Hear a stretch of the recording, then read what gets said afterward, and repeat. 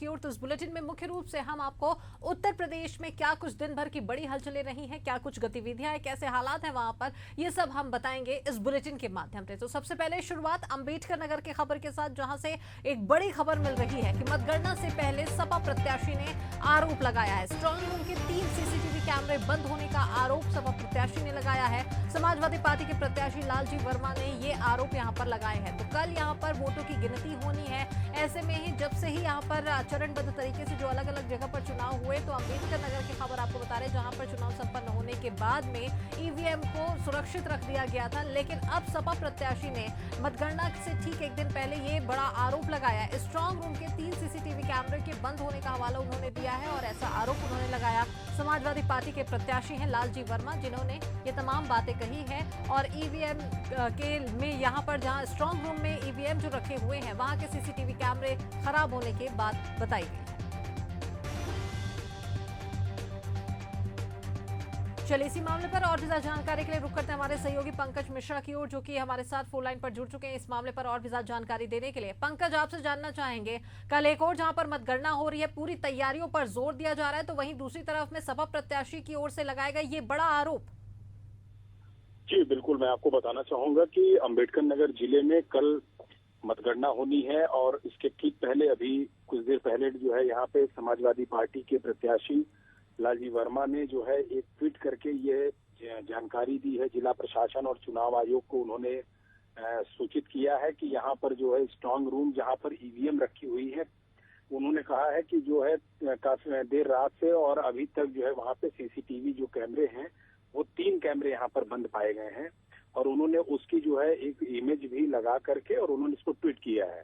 और अभी मेरी उनसे थोड़ी देर उन्होंने प्रेस वार्ता भी किया है यहाँ पर अंबेडकर नगर जिले में, और प्रेस वार्ता में उन्होंने इस बात का जिक्र भी किया है। लेकिन उन्होंने ये भी एक बात कही है कि जो यहाँ पर कल मतगणना होनी है वो स्वस्थ तरीके से हो और निष्पक्ष तरीके से हो, किसी भी तरीके की कोई गड़बड़ी ना हो और पारदर्शी तरीके से मतगणना की जानी चाहिए, उन्होंने ये कहा है। और इसके अलावा अभी एशियन न्यूज से उन्होंने खास बातचीत में ये भी कहा है कि जो उनकी जो कल मतगणना जो यहाँ पे होनी है, वो अपनी जीत का उसमें दावा भी हालांकि कर रहे हैं कि वो जीत रहे हैं भारी बहुमत से।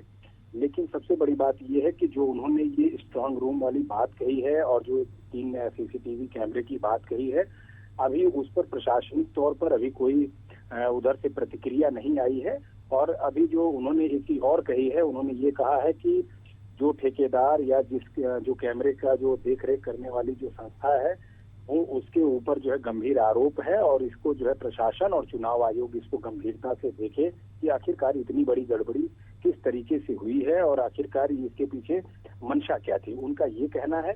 लेकिन उन्होंने अभी जब वार्ता उनसे हुई है तो उन्होंने एक चीज और ही कहा है कि हम जीत तो रहे हैं, सारी चीजें हैं, लेकिन उन्होंने ये साफ तौर पर कहा कि हम गड़बड़ी की आशंका नहीं कर सकते हैं। तो इसलिए उन्होंने एक ये भी बड़ा सस्पेंस कर दिया। उन्होंने एक लास्ट में ये शब्द बोला है कि इस कैमरे को बंद होने के सीसीटीवी जो 3 कैमरे बंद पाए गए हैं, इससे हम ये नहीं कह सकते हैं कि वोटिंग में गड़बड़ी भी हो सकती है या मतगणना में जो है गड़बड़ी हो सकती है, लेकिन कैमरे बंद थे इसकी शिकायत उन्होंने कर दिया है। लेकिन अब देखना ये होगा कि इस पर प्रशासनिक तौर पर क्या अभी प्रतिक्रिया आती है और किस तरीके से या इसके पीछे क्या कारण था, इसकी भी जानकारी नहीं फिलहाल प्राप्त हो पाई है। बिल्कुल, तो क्या एक्शन यहाँ पर लिया जाता है, ये देखने वाली बात होगी। तमाम जानकारी के लिए हमारे साथ में जुड़ने के लिए बहुत शुक्रिया पंकज आपका।